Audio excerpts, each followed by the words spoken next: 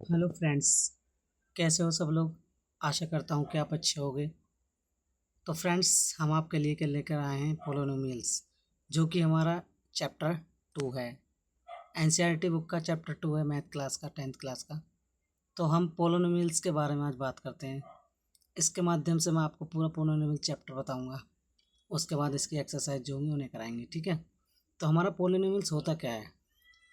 पोलोनिमियल्स जो बना है वो हमारा दो शब्दों से मिलकर बना है, पोलो प्लस नोमियल्स। पोलो का मीन्स क्या होता है, पोलो का जो अर्थ होता है मीन्स होता है, और नोमियल्स का जो मीन्स होता है वो टर्म होता है। तो दोनों को मिला के पोलोनोमियल्स बनता है, ठीक है।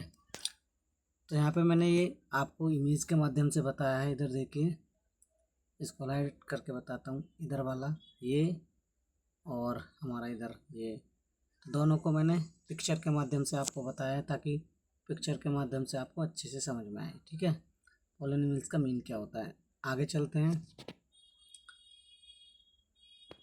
आगे हमारा क्या है, डेफिनेशन की बात करें तो पोलोनिमियल की परिभाषा क्या होती है। An algebraic expansion in which the variables is are restricted to no negative internal extension to called of polynomials, ठीक है। तो इसकी डेफिनेशन होती है। अगर इसकी स्टैंडर्ड फॉर्म की बात करें तो इसकी स्टैंडर्ड फॉर्म क्या होती है वो भी आपको एक बार बता देता हूँ। इसकी स्टैंडर्ड फॉर्म क्या होती है, ये इसकी स्टैंडर्ड फॉर्म है, ठीक है। डेफिनेशन की बात करें तो ये है इसकी स्टैंडर्ड फॉर्म में क्या होता है कि ए एन एक्स की power n plus a n minus one x की power n minus one a one x plus a x n where a zero a one a two are real number है, ठीक है। N not equal to zero है, is the standard form of polynomial in x of degree कितना है इसकी, तो degree क्या होता है, जो मैक्सिमम पावर होती है, उसके बारे में भी आप बात करेंगे, ठीक है। आगे बढ़ते हैं। आगे क्या है इसमें, इसमें इतना ही है। नेक्स्ट पेज ले लेते हैं।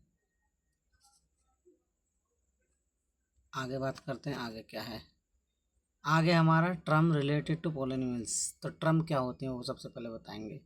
The degree A polynomial p x is highest, जो हमारी डिग्री होती है, मैंने इससे पहले क्या बताया कि डिग्री जो होती है, जो हमारी कोई भी हमारी इक्वेशन है उस पर जो मैक्सिमम पावर होती है ना, वही हमारी डिग्री होती है, ठीक है।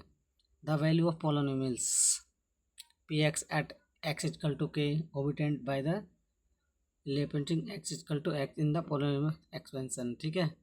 इसके बाद a real number a is the zero of polynomial p x, ठीक है। उसके बाद आगे देखिए, अगर हम इस टाइप से करते हैं, कोई वो लेते हैं, इसको वेरीफाई करके देखते हैं क्या आता है। अगर मैं इसमें एक डिग्री कैसे पता चलती है वो देखते हैं। तो अगर मैंने एक फंक्शन लिया, ठीक है, एक इक्वेशन ली, अगर मैं इसमें वन रखता हूँ एक बार, यानी कि ये है मेरे पास, ये हमारे पास पी एक्स है, इसमें क्या दे रखा है देखिए, हमें दे रखा है 4x² माइनस वन। अगर इसमें वन रखेंगे, इधर मैंने दिखाया अभी है, तो वन का स्क्वायर वन, तो 4 माइनस वन इक्वल टू 3 आ जाएगा। और ऐसे इसको अगर 1/2 रखेंगे तो क्या आएगा, फिर इधर देखिए नीचे 1/2 रख के 0 आएगा, ठीक है। क्योंकि कट जाएगा ना, 4 से 4, 1 माइनस वन आ जाएगा भाई। यहाँ से 4 का, यहाँ से क्या बन जाएगा 4, और 1 का स्क्वायर कितना होता है 1, 2 का स्क्वायर कितना आ जाएगा 4, और यहाँ से कितना है हमारे पास, यहाँ से क्या बचेगा, यहाँ से हमारा -1, तो इससे कैंसिल आउट आ जाएगा, तो 1 माइनस वन इक्वल टू कितना आ जाएगा 0, ठीक है। आगे देखिए, इसमें इतना ही है फिलहाल। नेक्स्ट पेज को करते हैं।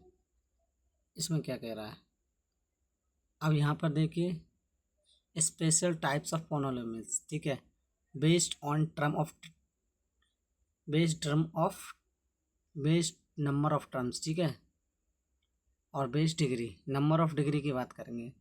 तो तुमने पढ़ा होगा 8th क्लास में भी, 9th में भी टर्म्स वगैरह के बारे में पढ़ा है ना, पोलोनिमियल्स, मोनोनोमियल्स, ये सब, ट्राइनोमियल, बाइनोमियल जो होती हैं।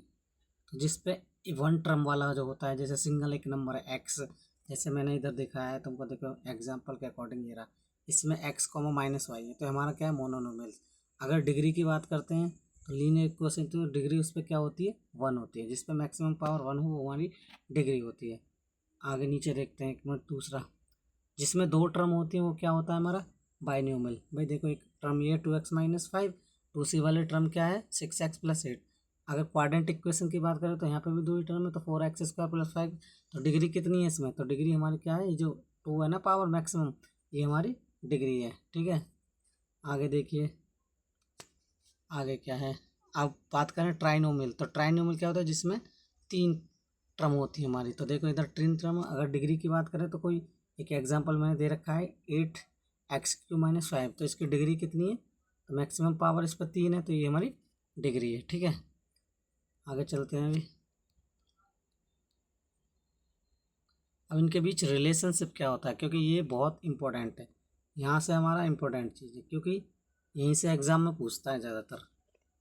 ठीक है, तो हमारी क्वाड्रेंट इक्वेशन आपको पता है, जनरल फार्मूला जो क्वाड्रेंट इक्वेशन का फार्मूला क्या होता है, ये बच्चों को याद होना चाहिए, पूरा प्रॉपर तरीके से क्या होना चाहिए, लर्न होना चाहिए। तो पी एक्स इक्वल टू क्या दे रखा है, ax² + bx+c। ठीक है, क्योंकि इससे हमें कंपेयरिंग भी करना पड़ेगा।